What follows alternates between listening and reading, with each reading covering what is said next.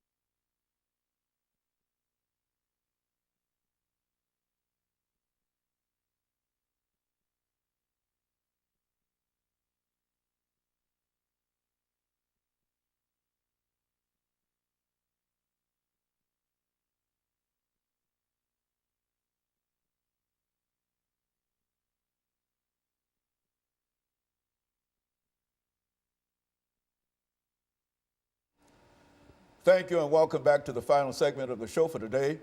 We're talking to Pastor KWalker, Miss Erica Lanier, and Mr. Preston Stewart. And Mr. Stewart, let us continue our conversation with you by having you to give us some information in reference to the issue of discipline in the school setting, because I think that many of us recognize that there's quite a problem in terms of discipline in the system. And so let's talk about it from that perspective. That's another area in which I'm very passionate about, is the fact that students are presenting certain types of behavior that they have to be disciplined and they have to be suspended from school. They put in school suspension. My concept is, and my theory is, that the average child who has been suspended from school or punished in any kind of way will have the attitude that I did the crime, I did the time, but your punishment didn't change my mind. So in some way, the school system has to convince that child that he is tomorrow's America and that the discipline problems he presents in school is standing in his way of his economics in terms of him being able to support himself in a way that's fruitful for him. All the children have a dream, and I think the first step is that each child in school should be helped and convinced in what his goal is. He should decide whether he's going to be a doctor, a lawyer, a nurse, even a mechanic, and have a goal in school. And when he acts up in school, let him know he's threatening the economics of his survival to the standpoint that, and once you convince a child of that he's, and show him that it's his profit. It profits him to behave a certain way in school to his advantage, to have a certain attitude. And let him know that his attitude determines his altitude.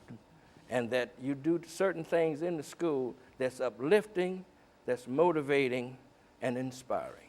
Mr. Lanier, when you think about the metropolitan school system and you think in terms of being a female, let's look at it from a female's perspective. What are some of the issues in the system within the framework of what we're talking about today? What are some of the issues in the system that young females are concerned about or should be concerned about? How does that work? I think a big factor, and especially since the Metropolitan Nashville Public School Board, as recently as this year, has updated policies on zero tolerance. And with the recent announcement that they're going to open up Twitter and these other elements, no one is looking at social media and how detrimental it is to all of our youth, but especially our young ladies.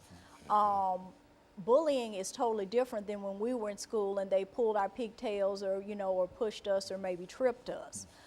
There are some very nasty things that are communicated about these young ladies and to these young ladies. And sadly, you know, we're hearing, you know, more, you know, attempts of suicide, and also, young ladies are not realizing that things that they may do at social media today, just as if you robbed a bank, will follow you in essence in the future. I have a friend who deals with student aid, and she said that one of the first things they do before they decide whether or not they're going to give a student any type of financial aid is they go out on social media to see what type of student this is. So you could be a straight A student, never got in trouble, but because of one single misjudgment on social media, you know, be passed over for financial aid, for a job, or numerous other things. You know, Pastor, I think that that's one of the things that we rarely think about in terms of how detrimental some of this can be to our young people. And Absolutely. You know, Dr. Haney, here's what we want to really have the Metropolitan Nashville Public School system feel. We want them to feel the presence of the Educational Committee of the NAACP as well as the full backing of the NAACP when it comes to and relates to our children's education.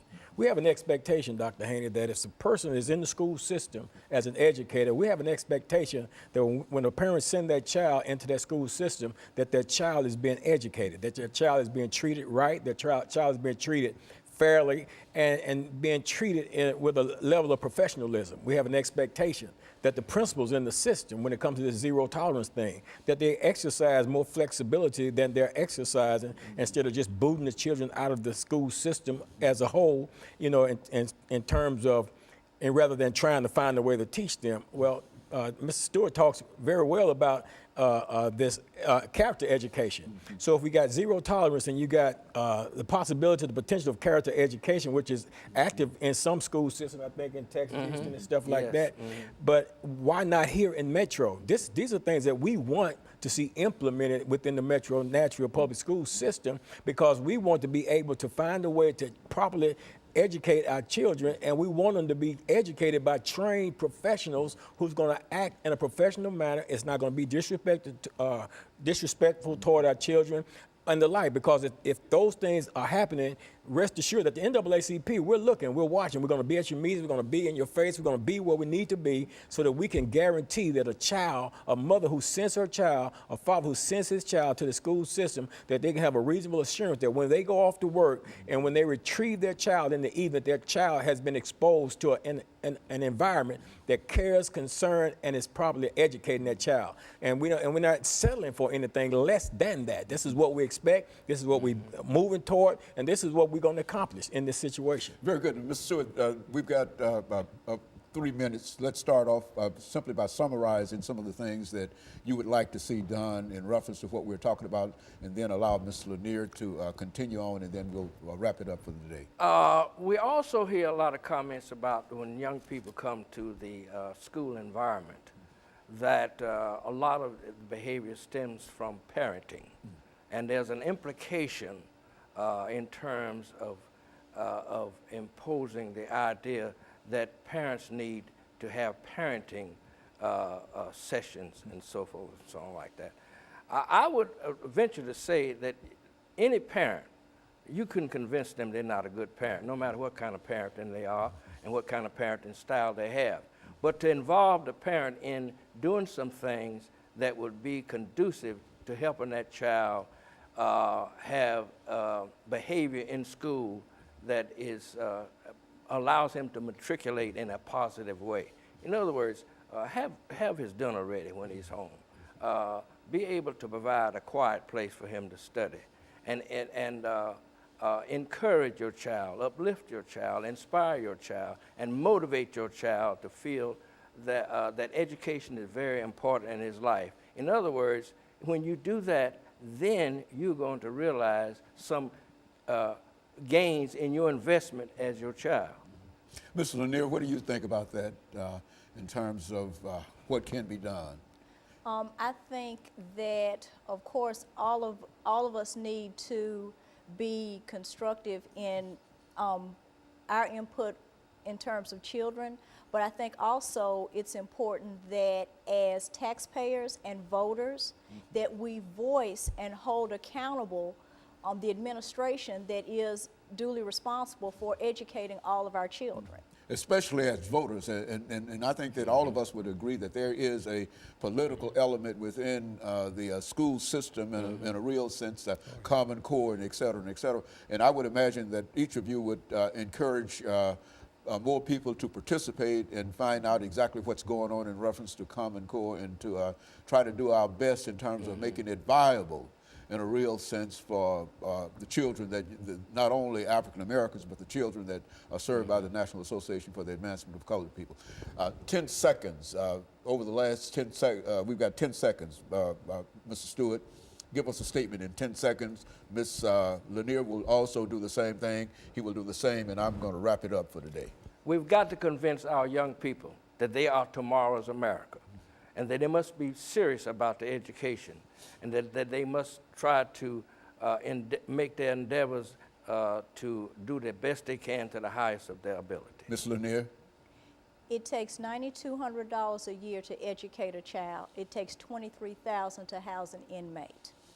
We need to focus on being success stories, not statistics. Very good. And so cost effectiveness has a very important part in this. And of course, let me thank the three of you for coming by and giving us that excellent information.